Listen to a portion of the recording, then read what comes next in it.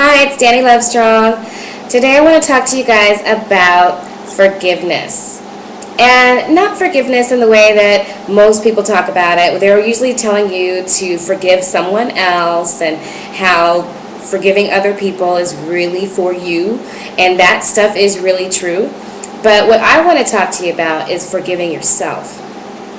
Because every single situation that you can think of in your life where you need to apply forgiveness to someone else, you need to apply that forgiveness for that situation to yourself before you can apply it to someone else. So let me give you an example. Let's say that you had a relationship and you were wronged in that somehow. Somehow you were hurt.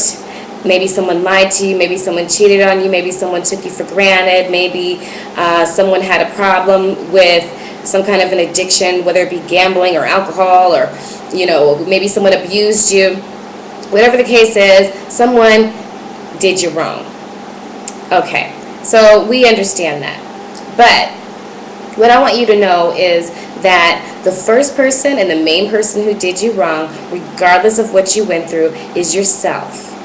Because at some point along that journey that you took with that person, you knew in your heart of hearts, in your gut, in your spirit, that this was not a situation that you were deserving of and that you were receiving less than what you deserved. But for some reason, you did not know how to give yourself what it was that you needed at the time.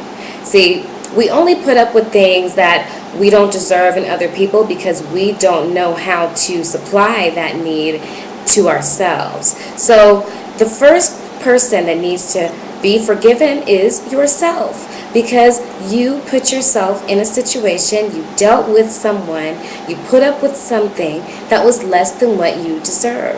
And I know that you love yourself. At least I hope you do. Sometimes we have to learn how to love ourselves. That's a whole nother topic. But you have to forgive you before you can forgive someone else. You have to look at yourself and say, self, whatever your name is, I am so sorry that I went against my intuition and what I really felt was best for me and put up with something that was less than because I didn't want to be alone, or because I thought that this person would change, or because I have such a big heart that I felt that I could love this person enough to where they would love me the way that I love myself, or I need to love myself. You need to forgive yourself, because we have to be accountable for the things that happen and that we allow to happen to us in our lives. We are co-creators of the experience that we have with ourselves and with other people.